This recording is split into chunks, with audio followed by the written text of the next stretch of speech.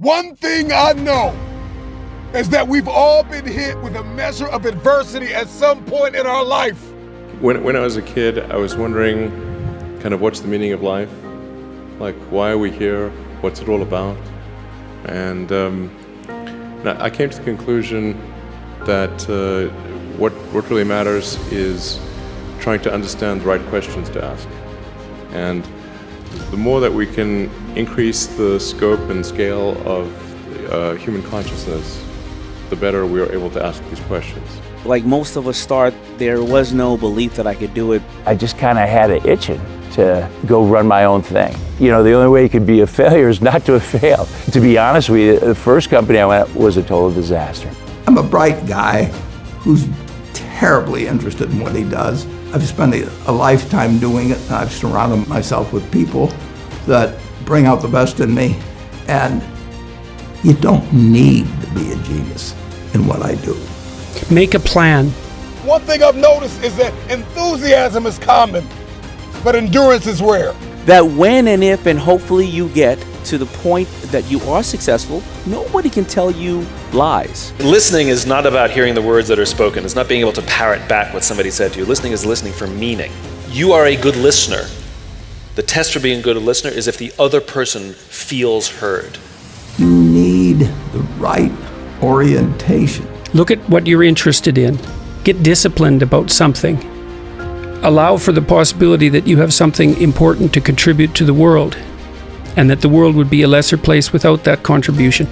I think that expectations are literally the thing that will destroy your life or will make your life. The secret to happiness is haves over wants. Let's say you have one thing and you want nothing, you will be infinitely happy. The problem is where you might have 1 million things, but you want 2 million things and you will not be happy. Man, I can't get nowhere in life, or I don't have money, I have this and that. And I realized the only difference between me, them, or any of us is what we negotiate through life. Ordinary people can do extraordinary things when they're given an opportunity. And the only way to get good is to work. When you won't know what the ideal opportunity is because you don't have a baseline. And I believe that research is done through doing. And you learn a lot more by doing stuff in action, and then you will gain the insights of where the opportunities lie. Wealthy people do 3 things, man. They stop trading time for money, they make their money work for them, and they give as much value to people as they can. The reason why people think wealthy people or people with money are sinister is because that's what you kind of taught in the hood. Like you kind of taught like the people who really have money, like they did some wicked shit to get it. They did some backstabbing, cutthroat shit to get it, and you'll never get that. All them people with money, they all crooks, because being at the bottom teaches you to envy people at the top. One of the things that happens often in the culture of Black people is survival mode. You never get a chance to play offense. You're always on defense. One, because of mindset, because you don't see it. Again, the dope dealer and the rapper, everybody who's working is struggling. And so you never want to be that. A good business is just like a good hustler. A good business has great product. They have great clientele. A great hustler has a great product. He has consistent clientele. I understand that knowledge is what gives us leverage in life. It's not about how strong you are. It's about what you can learn. And then how can you actively apply that? I have this acronym called FEAR, finally exiting average reality, right? And what happens is, until we can overcome the fear, some people actually fear success. Success comes with a lot, right? But until you can overcome that average reality that you're living in, no matter what you're on, once you become comfortable there, it becomes average. Anyone can live in average. Everyone can live in mediocrity, right? Then there's those outliers who consistently push themselves to go to the next level. And the thing about the human mind and the human body, it will go as far as you push it. As long as you believe in it. Like you said, the only belief that matters is, what do you believe you can do? I personally believe that there is nothing I cannot do. And for me, it's all about impact, purpose, fulfillment. Like the money is a byproduct of everything else. That isn't my focus. My focus is I have a knowledge and information that I know that can change lives. Not just one life, not just like lives. And so the way that you change lives is by consistently learning, finding new ways to put that information out there, being able to open up, being able to be vulnerable, because people need to connect. People connect to knowledge in the way that they can see two things that help people: imagery and vocabulary. What they see and what they hear, right? So most people won't connect to a certain knowledge because the people who speak it don't relate, and two, can't speak the knowledge in the way that they can eat it. So for me, it's always about how do I attain as much, it's always a challenge for me. How can I attain as much knowledge as I can, because I love learning, but then how do I take that and be able to now reciprocate it or give it to somebody who may not understand calculus or trigonometry, but if I can give it to them in this way, they can say, oh yeah, I got it. And there's more people that struggled in the world that has become successful. So struggle has to become a language that I struggle. So that's the language I'm great at. So if I can break down things into a struggle language, now I make it the game winnable for everybody. And that's the goal, to make the game winnable for everybody who's bold enough to step into the batting cage. If you're bold enough to do it, there's an experience that comes from that. And that experience is so exhilarating, it will take you to the next level. Because now you keep chasing the next level of you. And that is when you start understanding life at a whole nother concept, when you start understanding that, yo, for the longest, I was just low level living. I was low level thinking.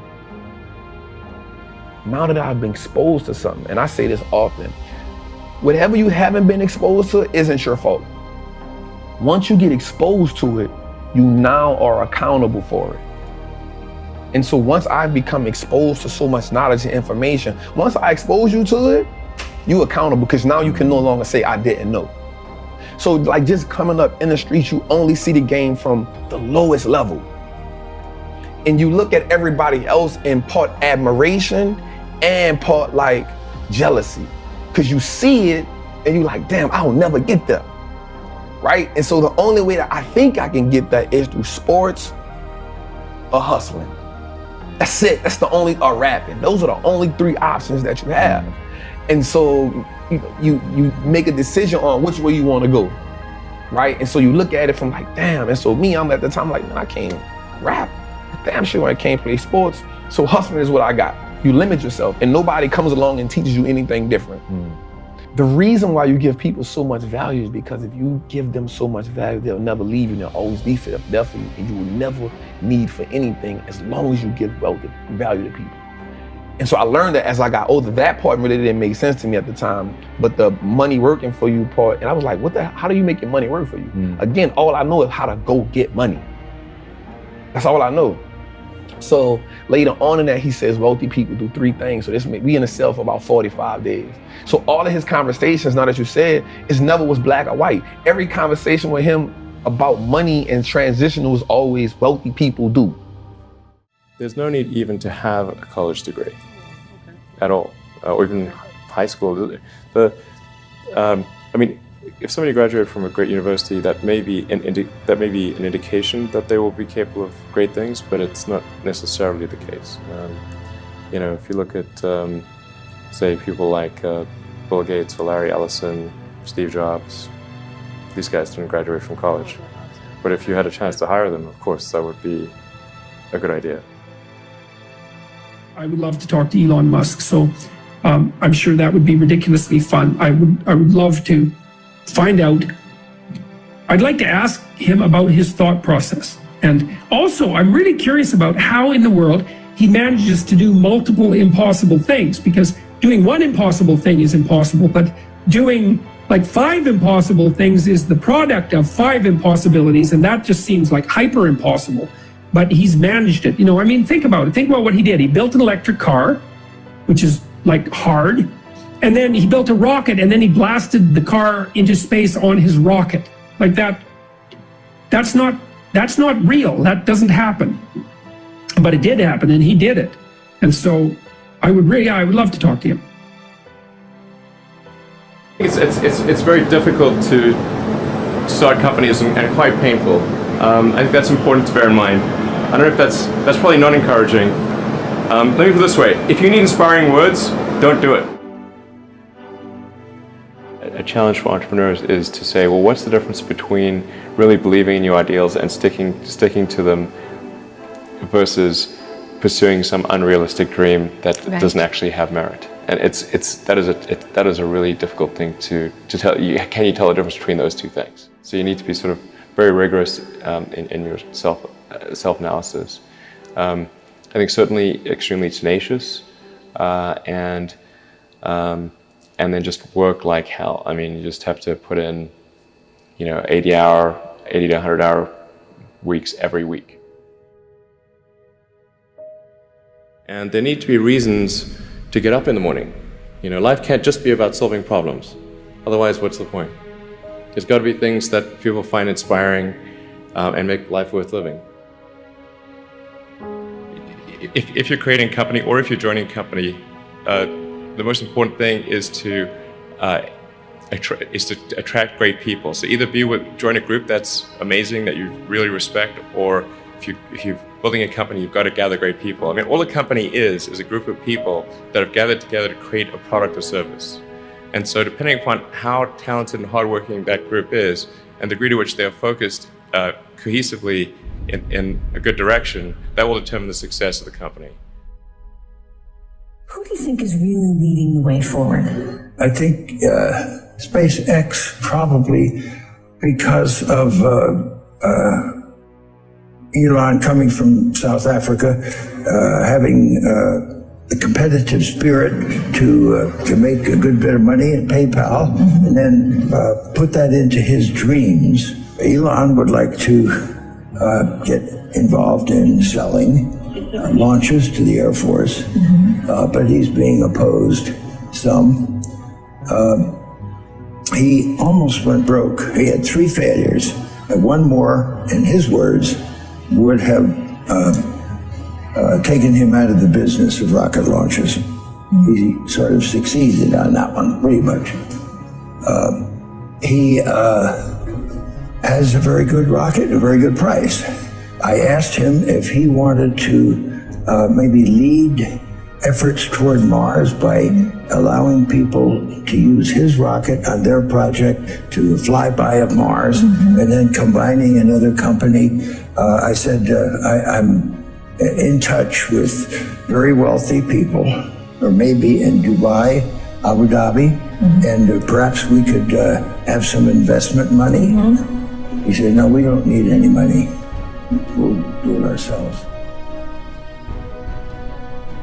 The space business is quite hard to start a company in the space business because it's such a capital-intensive business. So it may be better to do something in solar power, or if you're going to do it in cars, do it as kind of a component supplier for cars or something like that. All those things improve the odds of success. Okay. I mean, if other people are putting in 40-hour work weeks and you're putting in 100-hour work weeks, then even if you're doing the same thing, you know that you will achieve in 4 months what it takes them a year to achieve.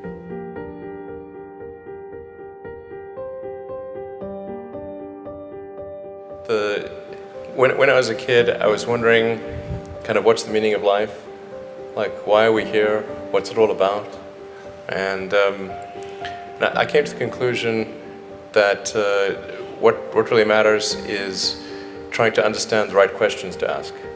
And the more that we can increase the scope and scale of human consciousness, the better we are able to ask these questions. If somebody is doing something that is useful to the rest of society, I think that's a good thing. Like, it doesn't have to change the world. If you're doing something that has high value to people, I mean, I think that's fine. Like, stuff doesn't need to be changed the world just to be good. But in terms of things that I think are most likely to affect the future of humanity, I think AI is probably the single biggest item in the near term that's likely to affect humanity. So it's very important that we have the advent of AI in a good way. If you could look into the crystal ball and see the future, you would like that outcome, because it is something that could go wrong. As we've talked about many times, we really need to make sure it goes right. Working on AI and making sure it's a great future, that's the most important thing I think right now. Obviously anything to do with genetics If you can actually solve genetic diseases, prevent dementia or Alzheimer's or something like that with genetic reprogramming, that would be wonderful. So I think this genetics, it might be the sort of second most important item. I think having a high bandwidth interface to the brain, like we're currently bandwidth limited. We have a digital tertiary self in the form of our email capabilities, like computers, phones, applications. We're effectively superhuman, but we are extremely bandwidth constrained in that interface between the cortex and your sort of that tertiary digital form of yourself. And helping solve that bandwidth constraint would be, I think, very important for the future as well. On signal over noise, a lot of companies get confused. They spend money on things that don't actually make the product better. So, for example, at Tesla, we've never spent any money on advertising. We put all of the money into R&D and manufacturing and design to try to make the car as good as possible. And I think that's the way to go. So, for any given company, just can keep thinking about, are these efforts that people are expending, are they resulting in a better product or service? And if they're not, stop those efforts. You may have heard me say that it's good to think in terms of the physics approach of first principles, which is, rather than reasoning by analogy, you boil things down to the most fundamental truths you can imagine, and you reason up from there. And this is a good way to figure out if something really makes sense, or if it's just what everybody else is doing. And it's hard to think that way. You can't think that way about everything. It takes a lot of effort. But if you're trying to do something new, it's the best way to think. And that framework was developed by physicists to figure out counterintuitive things, like quantum mechanics. So it's really a powerful method. You guys are the magicians of the 21st century. You know, don't let anything hold you back.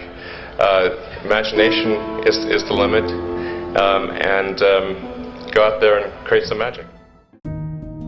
The hustler does not waste time. Somebody with talent, somebody with connection, somebody with some education and some experience, oftentimes they waste time. They feel like they can afford to. They feel like they have permission to, right? They feel like they've got it figured out. The hustler says, I don't have a second to waste. And so while you're sleeping, while you're being entertained, I'm beating on my craft. The hustler says, I'm beating on my craft. The hustler says, I'm going after it. The hustler says, I can't afford to miss this moment.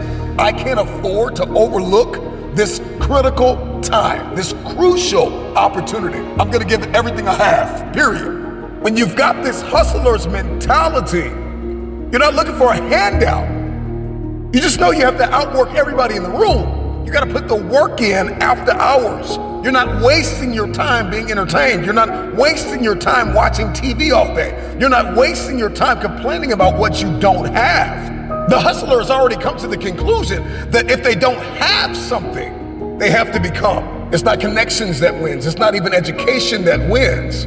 I can be inundated with information. I can be educated, but with no application. The hustler moves in a different realm of wisdom, a different realm of application. They're going after it. Everything that they have is on the table. The hustler is going to outwork everybody in the room. The hustler says, if me and you are on the treadmill, two things are gonna happen. Either you're going to get off first, or I'm gonna die trying to beat you, right? Because I'm completely sold out to the dream, the vision that I'm carrying. The hustler's mentality within the context of entrepreneurship is, I am totally committed to this. I am totally committed to this. The difference between game changers and city shakers and influencers and disruptors and the people that just talk about it, people that just dream about it, have visions about it, fill notebooks about it, The difference between the two, number one, is that they are absolutely clear on what it is that they've been called to do, and what it is they've been called to build, and who it is they've been called to become. In order to really lock in the hustler's mentality, you must understand the distinctives that really make a hustler a hustler. Number two, a hustler is committed and consistent. And so this is not a Monday through Friday thing, it's a Monday through Monday thing. Every single day, I'm beating on my craft. Every single day, I'm looking to become more than I was yesterday. I am not in competition with anybody. The hustler says the only person I am competing with is who I used to be yesterday. You may not have been born with natural talent, but you can put work in and build a skill set. You can beat on your craft every single day. Put the hours in. No days off mentality. Man, I can't get nowhere in life, or I don't have money, I have this and that. And I realized the only difference between me, them, or any of us is what we negotiate through life. How many born with a silver spoon in their mouth? What, 2% of the world. So the rest of us have gotten to a level of success or broken the cycle in our families, or even just become a better person by purely negotiating with themselves and then with others. Like most of us start, there was no belief that I could do it, but I remember walking into a store, saw this picture of this guy who looked like a young Mike Tyson hanging off a pair of jeans, and it was Carl Kanai. And then it just hit me. I thought prior to that, we always thought that you had to be from Italy and France to design. You had to be older and like a, the guys with the tape around their neck, the tailors, right? Sure. And so, or whatever the fashion designer had looked like in those days. And I thought I'm just supposed to buy from them. When I saw that, I was like, wow, that's amazing. Okay, no problem. Then I'm watching a De La Soul video, I remember, and seeing them wearing these hats. It almost looked like a ski cap, but it has like a tie on the top, and I couldn't find that hat anywhere in Queens. I finally find one uptown Manhattan. I pay for the hat. I come home. I show my mother. I said, look, Ma, go get $40 worth of fabric. I go to the store, get $40 worth of fabric. I come home. I give my mother the stuff to sew the hats, and she says, I'm not sewing this. You're sewing this. I said, oh, crap, now I got to work at this? I sew the hats, and then all of a sudden, I have all these hats and only one head. So anyway, so that's when it happened. That's when I went out and sold those hats in the outside on that Good Friday, and I sold $800 worth of hats in 1 hour. Wow. And that's when it just snapped. I just said to myself, wait a minute. I made this with my own hands. I went and sold this to individuals, and nobody was in my way. I didn't have to get a check from a boss. Nobody told me when or to come to work or go to work. I can't get fired from this because of my color, creed, or whatever the case is. I'm responsible for what's happening here, and I will either fail because every decision I make, or I'll succeed because every decision I make. When you're working with the power of broke, it does a couple of things. Number one, it makes sure that you learn the process yourself. You can't afford to hire anybody else. So all those people out there who pay $40,000 for a website when it really costs $5, right? Or you can leverage it by bartering or something. Whatever the case is, right? So you have to learn the process. And what happens during that period of time of learning the process is that when and if and hopefully you get to the point that you are successful, nobody can tell you lies. You can't have somebody say, well, I'm not going to tell you about shipping because, you're firing me and I got to go work it out yourself. I said, get the hell out of the way. I've been doing this for 8 years myself, right? You get and you learn the process, number one. Number two is, because you don't have a lot of capital, you focus on the only thing that you can do. You don't drown in opportunity. You don't take a bunch of money and go, we should try a bunch of stuff. Here you go. Here's 10,000 here, 10,000 here, 10,000 here, 10,000 here. Go. Yeah, you go. All right, what are we going to do with this hat right now? The first thing to achieve is, why do you want to achieve it? Like, what is your outcome? Many of us walk into the room, even into the room we're talking to ourselves, and they're not honest about the outcome. What is the outcome? Why are you going through the motion? Is it because society has told you that that's what it should be? Or is it that your parents always wanted that from you? Or is it that you have been neglected in some way and you're trying to please a bunch of people that you can't stand? Or is it that you want to change the world? Is it that you know that you being healthier is going to be able to be around in your family's life much longer, or you're going to be able to stop some social injustices? Like, what is your why, first of all?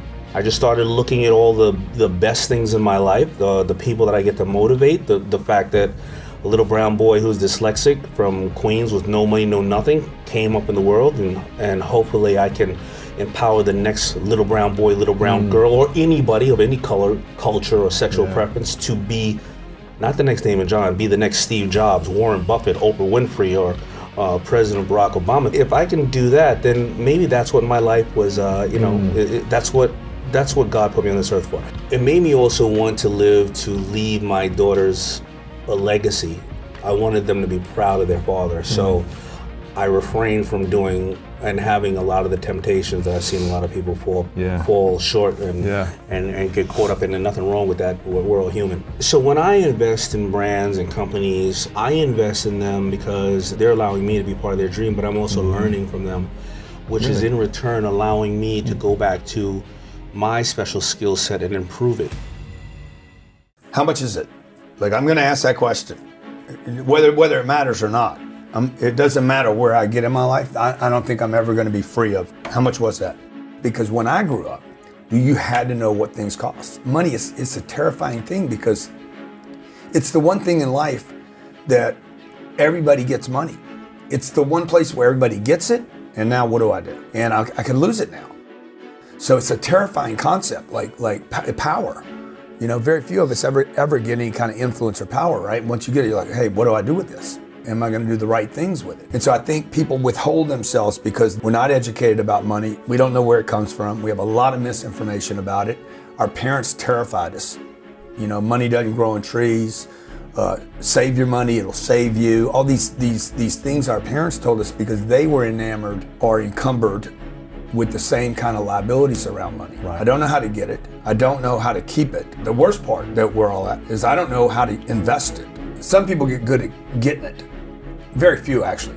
Fewer people at keeping it. My dad died when I was 10. So he paid all his debt off, had everything paid, and so that's all I had, right? Everybody around me was like, get money, keep it, don't use it, you know, but you should invest. But nobody ever learns that third one. And so I think we're just a bunch of people walking around terrified of this apparency of it's scarce, and it's not. And, you know, it's not. There's nothing scarce about it. This is what I did for 25 years, from 25 to 51 years old. Spent my most valuable asset, time, to get money, terrified every second of every day. That's really what's driven me the whole time, was terror. When you don't know, you're gonna be scared. So I'm going out to get money. I won't spend any of it because I'm terrified if I can't, I don't know how to get more. I'm worried I can't keep getting more. So then I'd get the money and then I'd rush off and spend my most valuable asset, time, again to bring it to the bank. Still today, man, it's tough for me to buy blue jeans if they're not on sale. And I'm like, this is stupid, man. Like, well, I'm just gonna wait. Right. You know? So you know what I'm saying? But it's really stupid that I even worry about it. Right. And I'm not saying on the come up, I think you should worry about it. Right. But there needs to be where you can turn that switch off. Well, I think number one is there's a bigger problem with hoarding in this country than there is with spenders. What we hear is all the spenders. Oh my God, you know, he did this and he's overspending. But really you have more of a hoarding issue than you have a spender issue. I think people err more on saving and not knowing how to use money. So what the advice I would give people is like, I would just assume that everything you know about money is incorrect, so that you can actually have a clean board to operate from. Because if you go out right now and try to stack new information, financial literacy on top of, you know, a toxic foundation, it's all going to get all. That's why when I tell people don't go buy a house, everybody freaks out. They're like, that can't be right. That can't be right. Why? Because that's what you've been told to buy a house your whole life. Because the banks want you to buy a house. Now, everybody just heard that's going to say, I just saw you buy a house in Malibu. I can do anything I want now. Here comes the arrogance. So, but I mean, I'm in a position now, like if I want to buy that house in Malibu, I can. But on the come up, buying a house is not what you should do. You should, one, I would scrape off that you don't know anything. Two, I would invest everything you can in you. It's tax deductible. You never lose it. The person's personal appreciation will always be bigger than any other asset class. I love that. Bitcoin can't match it. Real estate can't match it. My personal asset appreciation will always, it is infinite You know, who knows? I could be the next male Oprah, or somebody watching could be the next Rock or whatever, right? Like that. What is that appreciation value? It's straight up. So the first thing people should invest money in, even use debt on, is their personal improvement. Number one, invest in yourself. Number two, I would invest in your business. Whatever your business is, or your department, your division is. The first 30 years of my career, I didn't own a company, but I did invest in my department, even though I worked for a company. I had a secretary. I didn't have the company pay for my secretary. I paid for that. I wanted her to work for me. And so invest in yourself, you know, invest in yourself, then invest in your business or your department, your skill set. If it's your company, then invest in your company, even down to zero. Like I wouldn't keep money around. I wouldn't save for a rainy day. I wouldn't have an emergency account because you don't need it. What you need is hustle. You need other people's money. You need to go knock on another door, make another contact. You don't need reserves of money. So what you need is cash flow. So by making investments, that's the third. And other things that don't require my skill set. So that would be the third piece of advice, is start investing in real assets.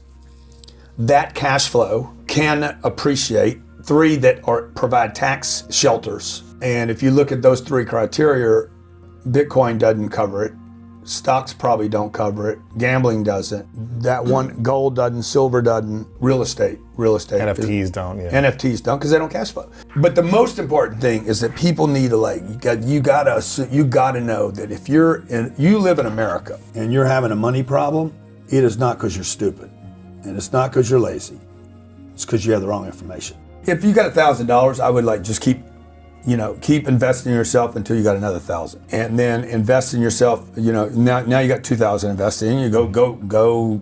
You should start making money faster. At some point, you should start every time you make an investment in yourself. If I put fuel in my car, it's supposed to take me further. So what do you do with $1,000, right? I think you just got to keep investing in you until now I'm making $3,000. Okay, boom, reinvest all that again. But what we do is we start taking it off the table. I think people just need to get on that cycle of okay, I'm gonna keep repeating this activity. I'm gonna reinvest some money in myself, go to the workshop or whatever. Monday, I gotta be hustling again. Until, okay, now I got $4,000. Okay, now I got $5,000. Now the income's starting to pick up. Income has to pick up. The income should be an indication that whatever you're learning is helping you. That's interesting. I started studying, hey, what do all these successful people have in common? Whether it was the mattress dealer, the car dealer, the furniture dealer, or Elon Musk, they spend money, man. They spend money. They spend a lot of money. And they don't worry about money the way I was worried about it. They used money, they used it. They didn't save it. They didn't hoard money. And the greatest companies on this planet today, the ones that have some of these companies have lost money for 25 years. Look at Amazon. Yeah. Reinvest. So when I quit studying individuals and started studying people, everything shifted for me. When I quit trying to be when I quit worrying about what Bob was doing or Pete or whoever, and started saying, hey man, what is this big company doing? Because that also relieved me of being competitive with this guy, Pete, and started saying, okay, I'm gonna go do what Coca-Cola does. It wasn't white people do it, wasn't black people, it was always wealthy people do this. Right. Wealthy people do this. And I was like, damn, and now that you said that, this now makes sense to me again. So he says, wealthy people, first they get into stocks, then they start a business, and then they get real estate. So when people ask me, how did I get into stocks? It's because I followed that rule. Or first, if he would have said real estate, business, I would have been the real estate trap. But he said stocks first, and I was like, damn. And so I just, my rest of my time in prison, I wanted to be that. I wanted to be a part of that wealthy conversation. Explain that basic idea of ownership for people that might not quite put it together that stocks really are owning that company. So I actually got that term from Warren Buffett. Owning a stock is owning a percentage of a great business. And so once I understood that concept, I understood that the key to wealth is through ownership. That was one of the things that made it click, because I studied the wealthy people. I studied them. And I was like, damn. When you study Reginald White, one of the first black man to make $1 billion on Wall Street, it was about, he wanted it to have ownership. So I said, the key to building wealth is not how much you can work. You can't work your way to wealth. You got to invest your way there. And all wealthy people, black, white, Asian, Chinese, they own a whole bunch of shit. The people who aren't wealthy is because they don't own nothing. You only have your money sitting in cash. If your money is just sitting in cash, realistically, you're becoming poorer every day. Right, or they own depreciating assets. And that's what cash is. It's a depreciating asset because the more money they print, the more money that money loses value. Yeah. So if it's just sitting, it's the reason why the bank wants you to have your money there. So they can take it and use it and invest it so much and be like, hey, it's just sitting, I'm gonna give you 50 cents on whatever you had in there. Right. And so the idea of ownership was, yo, we can just start owning everything that no matter if it's just a stock. Like, that's powerful, because if you can start owning the businesses that you now consume every day, you turn a one-time transaction to a lifetime of profit. And that was major for me, because if I go to the store and buy a pair of Nikes, that's a one-time transaction. In order for me to get something from them again, I gotta come back and buy another pair of Nikes. But if I own the Nike stock, long as I own it, it's a profitable vehicle for me. So that one-time transaction can become a lifetime of profit if I own that business. If I'm gonna buy Apple, if I know I'm an Apple user, if I know I got the phone, I got the AirPods, I got the MacBook, I got the PC, I excited when Apple's about to drop something, why wouldn't I own it? As much of it as I can. And so now, instead of me getting excited about Apple line being around the corner because it's a new phone, I'm like, yo, y'all about to make me some money. And another great thing about the stock market is, for me, it now makes me pay attention to the world. And so now I understand what's going on in the world. I started learning business cycles, market cycles. You know what I'm saying? Like, because now I can understand, yo, this is okay. Things are going out of business. Okay, we're in this cycle.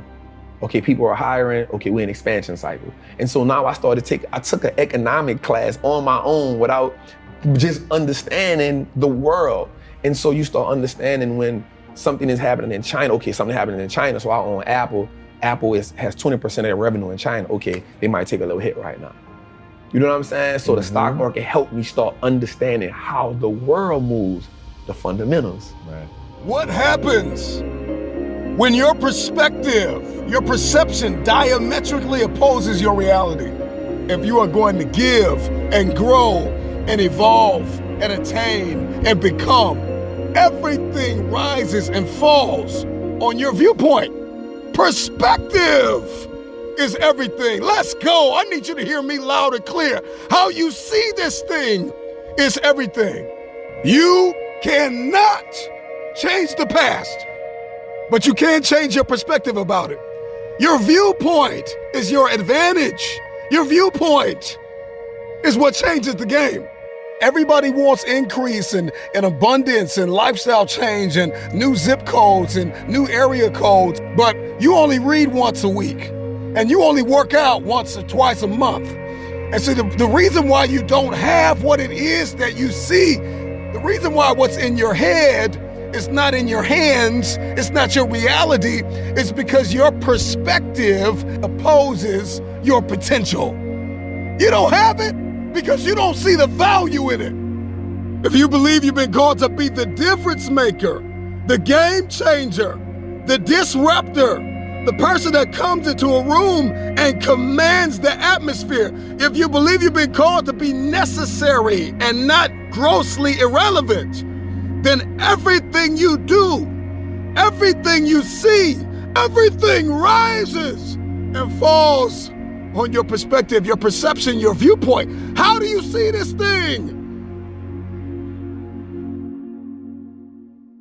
And see, when we get into the prison of fear, because we have fallen in an area, fear has friends. One of the chief friends of fear is doubt. And doubt kills more dreams than failure ever will. There are people who have failed in their head before they even reach the field. So I want to invite you to renounce the spirit of fear. Failure is the only opportunity to begin again. And if I'm talking to anybody that's hungry for the future, all you need is an opportunity to try again. Failing doesn't make you a failure. It's something you did. It's not who you are. And so one thing we are going to have to get crystal clear about is that if I failed, then I can win. I'm talking to that football team. I'm talking to that baseball team, that basketball team. I'm talking to that fighter. I'm talking to that track star. I'm talking to that athlete. I'm talking to that student. I'm talking to the person who failed the exam over and over and over again. I'm talking to that individual who feels as though all hope is lost, who feels as though they gave it their all. If you are still alive, you've got something left. Thomas Edison, he was fired from his first 2 jobs. His teachers coined him stupid, that he couldn't learn anything. This is the man who invented the light bulb the first 1,000 times he failed. But he was never a failure. He just found 1,000 ways that don't work. You're no Thomas Edison. You didn't try 1,000 times. Try 1,000 times and then come talk to me and tell me you're not enough. Tell me you don't have what it takes. Tell me you're stupid. Tell me you're dumb. Tell me you're slow. Tell me you don't have enough. Whatever pushed you to the ground, whatever knocked you to the floor, from that place, I want you to look it in the eye and tell it.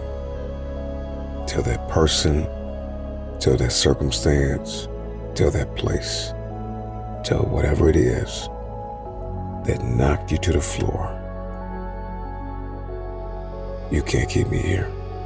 If you're going to understand the program of resiliency, we are going to have to stop running from difficult times. Stop praying that the storm will pass over you and pray to grow through the storm. Stop going around it, go through it. What you go through, you will grow through. Some fights are not won in the first round. Flat out. And the moment that you get that and you get crystal clear and you accept the fact that there are some giants that you will not defeat in the first round. You need endurance. You need stamina to reach some goals. You're not going to hit the million with the first investment. You're not going to hit the home run always at first swing. But resiliency says, I belong here and I deserve another shot. I want my opportunity. Give me my opportunity. I've had the good fortune of living the American dream. I just kind of had it itching to go run my own thing. You know, the only way you could be a failure is not to fail. To be honest with you, the first company I went at was a total disaster. It was like running a 100-yard dash and being smacked in the face with a 2x4. I'll never forget, I think it was my second day on the job, the CEO said, Keith, I want you to say this at the next board meeting.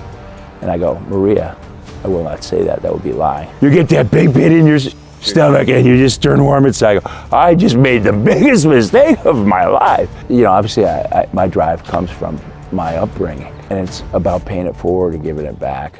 You know, one of the things my dad always said is the key is when the world hands you a sack of sour lemons, the objective of the game is to turn it into sweet lemonade.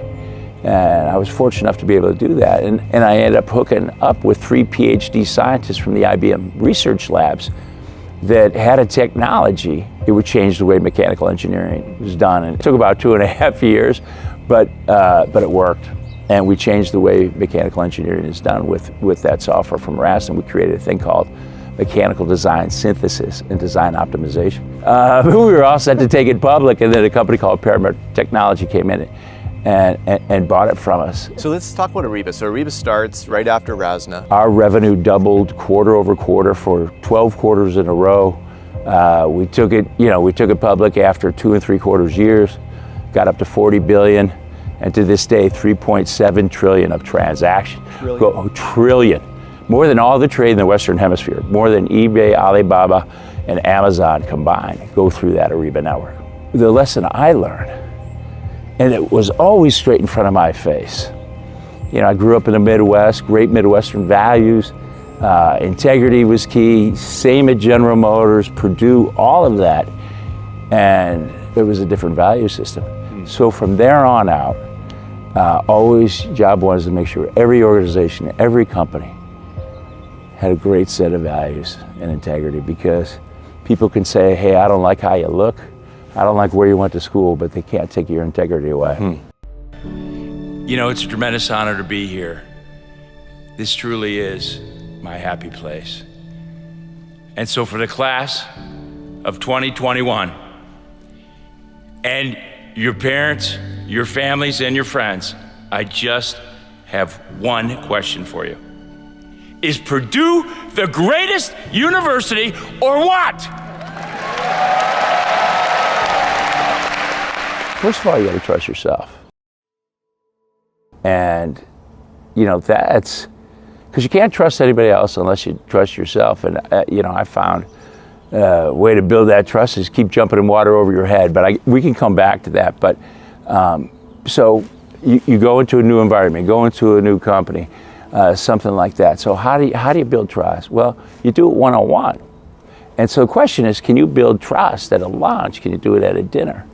And what I found, one of the things that works is you can't be afraid to be vulnerable. Because when you're vulnerable with somebody, about 95% of the time, they'll reciprocate in kind. And when both sides are vulnerable, that forms a connection.